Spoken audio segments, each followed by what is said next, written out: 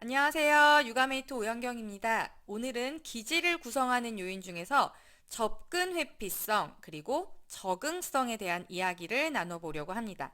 먼저 접근 회피성이라는 것은 접근성 그리고 회피성 이 상반된 두 가지 개념이 조합된 단어인데요.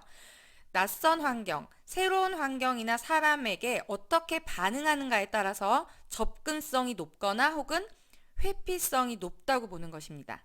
네. 새로운 환경을 두려워하고 좀 낯가림이 심하고 이런 아이들은 접근성이 높을까요, 낮을까요? 접근성이 낮고 회피성이 높은 거죠. 새로운 환경에 접근하려고 하는 것이 아니라 회피하려고 하는 모습을 보입니다. 자, 그러면 새로운 것에 딱 풀어놓으면 막 달려가는 아이들이 있어요. 막 달려가서 탐색하고 처음 보는 사람들한테도 생글생글 웃고 이런 아이들을 우리가 접근성이 높다, 회피성이 낮다라고 얘기를 합니다. 예를 들어 이런 거예요. 우리가 이사를 가야 돼요.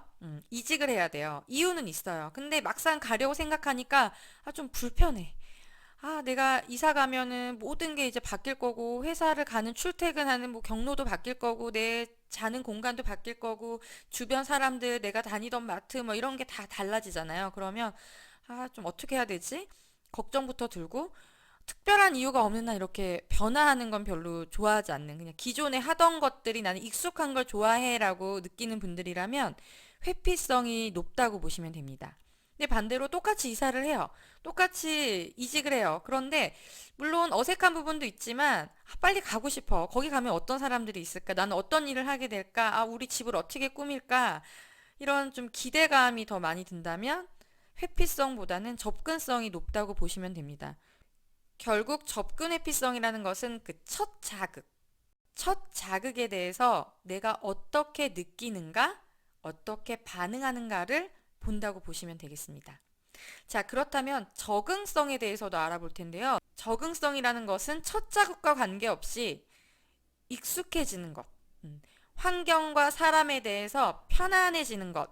한번 편안해졌으면 그 편안함이 얼마 동안 지속되는가, 그것이 안정적인가, 안정적으로 지속되는가, 그렇다면 적응성이 높다라고 얘기를 할 수 있다는 거예요. 내가 이사를 왔는데 사실 나는 회피성이 높아서 되게 불편한 감정도 많고 여러 가지 이사 오면서 스트레스도 많이 받았어요. 근데 막상 와보니까 여기가 내 집처럼 너무 금방 편안해져. 그러면 이게 적응성이 높은 겁니다. 회피성이 높다고 해서 꼭 적응성이 낮은 건 아니에요. 그래서 이 두 가지를 기질을 분리해서 보는 거거든요. 반대로 이럴 수도 있겠죠. 나는 이사 가자고 온 가족들을 설득해가지고 막상 갔는데 와보니까 이것도 불편하고 저것도 불편하고 좀 별로야. 여기가 내 집처럼 편안해지기까지는 좀 시간이 걸리는 사람들이 있어요. 접근 회피성에서 접근성은 높지만 적응성은 낮은 거죠. 네. 제가 오늘 이 접근 회피성과 적응성이 기질의 요인에서는 분리되어 있는데 이 두 가지를 함께 소개하는 것에는 여기에 이유가 있습니다. 우리 아이들 중에서도요, 접근성이 높은데 적응성이 낮은 아이들이 있어요. 회피성이 높은데 적응성은 높은 아이들이 있어요. 네. 우리가 보통은 회피성이 높으면 어때요? 낯가림도 심하고 낯선 환경에서 두려워하고 이제 이런 것들이 겉으로 드러나다 보니까 얘는 예민한 아이라고 딱 생각을 합니다. 반대로 접근성이 높은 아이들을 그냥 적응적인 아이, 순한 기질의 아이라고 오해하는 경우들이 있어요. 사실 그 세부 요인들 하나하나를 보면서 우리 아이들의 특성들이 다를 수 있는데 이런 것들을 묶어서 보면 내 아이의 기질을 좀 오해할 수가 있어요. 그래서 오늘 제가 특히 접근 회피성과 적응성 부분이 어떻게 조합되는지에 따라서 아이들의 행동 양상이 많이 달라지거든요. 그래서 제가 이 부분을 오늘 준비해 봤습니다. 자, 그럼 하나씩 얘기해 볼게요. 접근성이 높고 적응성이 낮은 아이들. 접근성이 높고 적응성이 낮은 아이들에 대한 이야기를 해볼게요. 이런 아이들은 어떤 특징이 있냐면 딱 기관에 갔어요. 어린이집 가면 새로운 환경이죠. 새로운 선생님이죠. 장난감들도 새로운 게 너무 많아요. 너무 신나요. 그래서 그냥 가자마자 적응한 것처럼 보여요. 사실 적응은 이후의 문제고 일단 첫 자극에 어떻게 반응하느냐, 새로운 자극에 어떻게 반응하느냐, 이 아이들은 다가가는 겁니다. 접근성이 높으니까 다가가는 거예요. 막 만져보고 너무 즐거워요. 그래서 엄마는 그냥 우리 아이가 잘 적응했다고 생각하는데 갑자기 한 일주일 정도 지나서 나 안 가. 어린이집 안 가. 이런 모습들을 나타내는 거죠. 이제는 새로운 게 없어.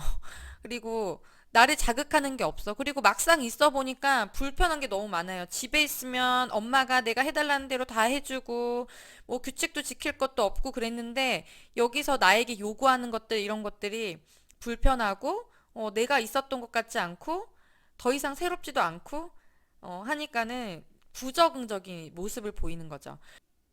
부모님 입장에서는 이미 우리 애가 적응 끝났다고 생각했단 말이에요. 근데 갑자기 얘가 등원 거부를 하면 어떤가요?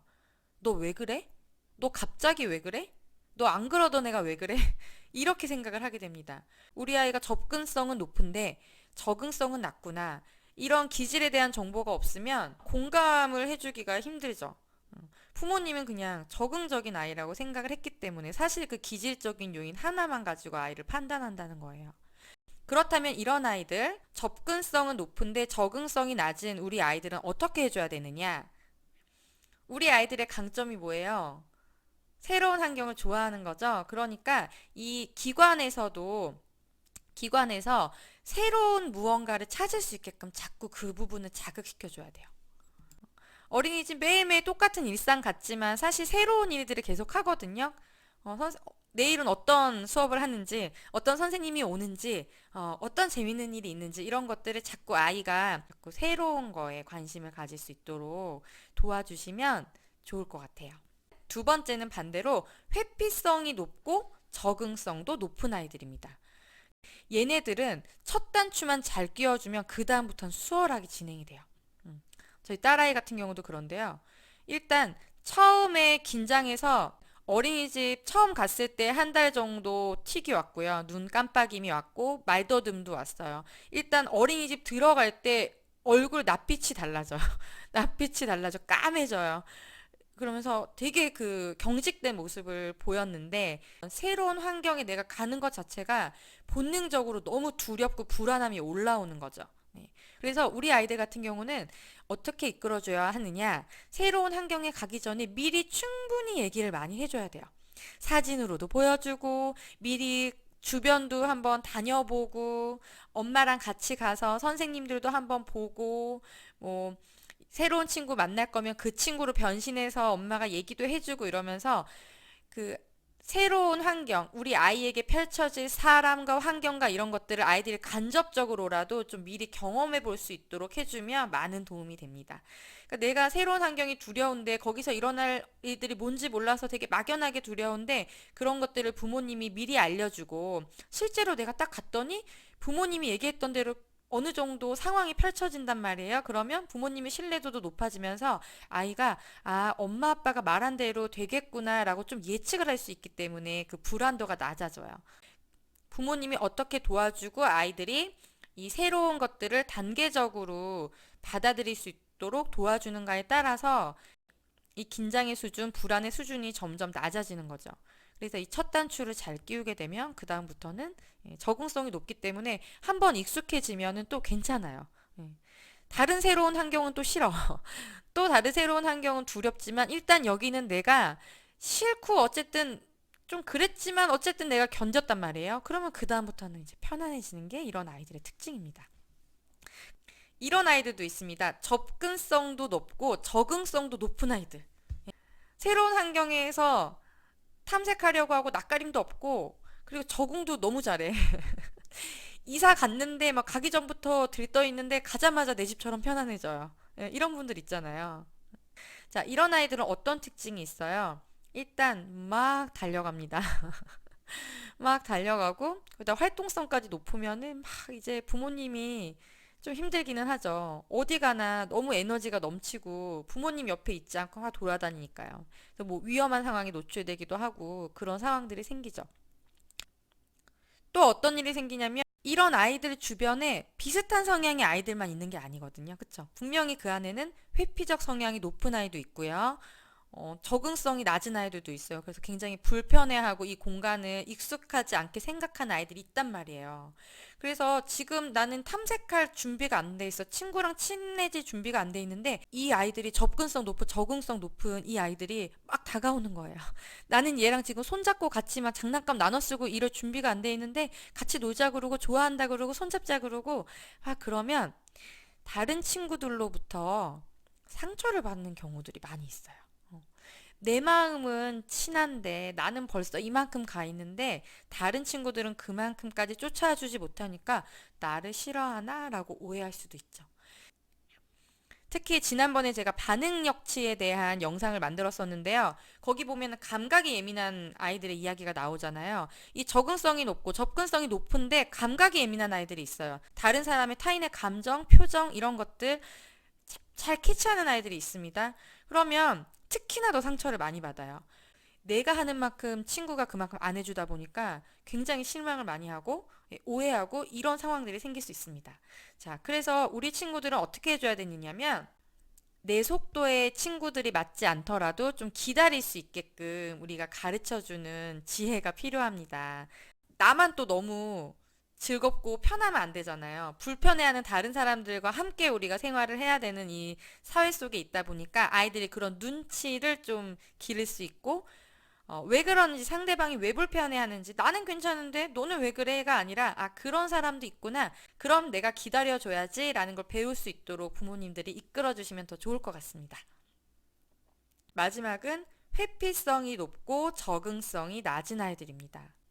우리 아이들은 새로운 환경에 어렵게 이제 적응을 시켰단 말이에요. 아이가 뭐 어린이집에 많이 울고 힘들어해서 좀 적응했다 싶으면 조금 있다가 또 안 간다고 하고 또 울고 힘들어하고 긴장하고 이제 이런 모습들이 나타나죠. 자, 그렇다고 그냥 포기하면 안 돼요. 이거는 기질이기 때문에 그냥 같이 어떻게 해야 되지 이러고 있으면 사실 해결이 안 되는 거예요. 우리 아이도 알고 싶거든요. 내가 여기에서 어떻게 불안함을 없애야 하는지, 내가 어떻게 해야 여기가 편안해질 수 있는지를 알려줘야 돼요, 누군가.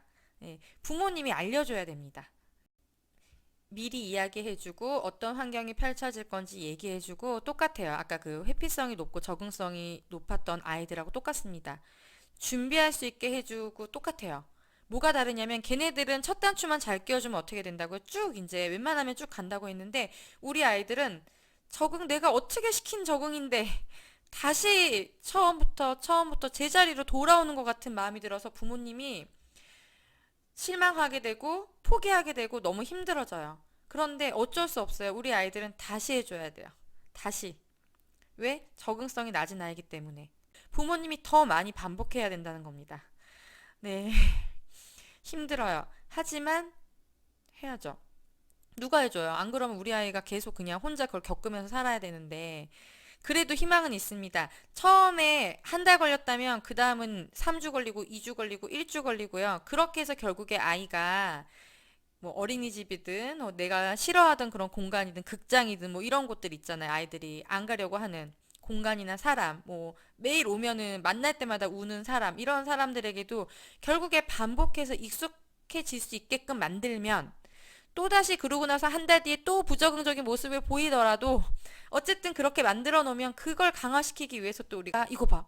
극장에도 못 들어갔는데 이제는 극장도 들어갈 수 있네. 엄마랑 하나씩 하나씩 하니까 되지. 이 한 계단 한 계단 했던 것들을 얘기해 주면서 너도 할 수 있어. 이렇게 할 수 있는 아이야 라는 거를 아이한테 자꾸 심어주는 거예요. 그럼 그런 것들이 반복되면 처음부터 다른 친구들은 두 계단, 세 계단 올라가는데 나는 못해. 포기하는 것이 아니라 한 계단 올라가고 또 한 계단 올라가고 때로는 한 계단 내려왔다가 어떻게 하겠어요? 부모님들이 포기했다면 한 계단 올라갔다가 내려오게 되면 실망하고 포기하고 그래 너는 그냥 우리 이렇게 살자 이렇게 포기했다면 우리 아이도 포기하겠죠. 그런데 부모님이 포기하지 않았고 괜찮아 우리 다시 해보자 다시 한 단계 잘했어 괜찮아 또 뒷걸음질 쳐도 괜찮아 하면서 끝까지 계단을 한 번이라도 끝까지 올라가게 해준 경험이 있다면 우리 아이가 혼자서도 오르락 내리락 하면서 결국에는 올라간다는 거예요. 결국에는 올라갈 수 있어요. 기질이란 건 그런 거예요. 이 계단을 빨리 올라간 애가 있고 뭐 올라갔다가 내려갔다가 반복하는 애가 있고, 천천히 올라가지만 한 번 올라가면 안 내려온 애가 있고, 올라락 내리락 반복하는 애가 있고, 그냥 그렇다는 거예요. 그냥 계단을 올라가는 게 그게 중요하지 않아. 그 다음이 중요하죠. 그 다음. 그리고 아이가 내려왔을 때, 뒷걸음질 쳤을 때, 올라가려고 하지 않을 때, 옆에서 부모님이 어떻게 아이를 이끌어주는가. 이게 훨씬 중요한 겁니다. 이것이 중요한 겁니다. 어때요? 우리 오늘 기질에 대한 얘기를 해봤는데, 단순히 예민하다, 느리다, 순하다, 기질을 이렇게 우리가 알고 있는데, 요인을 하나하나 보다 보면 다 달라요. 그리고 그 요인도 어떻게 조합되느냐에 따라서 행동이 달라집니다. 지금은 제가 네 가지로 분류를 해서 설명을 드렸지만, 사실 회피성이 뭐 10점 만점이면 10점인 아이가 있고, 뭐 5점인 아이도 있고요. 그쵸? 적응성이 7점이고 2점이고 다 다르잖아요. 그 어느 정도의 아이가 기질 요인을 가지고 있느냐에 따라서도 조금씩 이제 나타나는 모습들이 다를 수가 있어요. 네. 그래서 우리 아이가 어떠한 기질을 가지고 있는지, 어떤 요인에서 강점이 있는지, 좀 보완할 점이 있는지 부모님들이 잘 관찰하면 보이거든요. 그래서 우리 아이가 좀 이해 안 될 때, 넌 왜 그러니? 너 갑자기 왜 그러니? 좀 도대체 넌 왜 그러니? 이런 생각이 들 때는 어떤 기질적인 요인 때문에 우리 아이가 이런 모습을 보이는 건지 이해하려고 노력한다면 그래도 이 문제를 해결하는 데 도움이 될 거라 생각합니다. 오늘 영상과 함께 반응역체에 대한 것도 함께 보시면 도움이 많이 되실 거예요. 오늘의 내용도 도움이 되셨다면 좋아요 눌러주시고요. 구독 버튼도 눌러주시면 감사하겠습니다. 앞으로도 또 기질에 대한 재미있는 이야기 가지고 찾아오겠습니다. 감사합니다.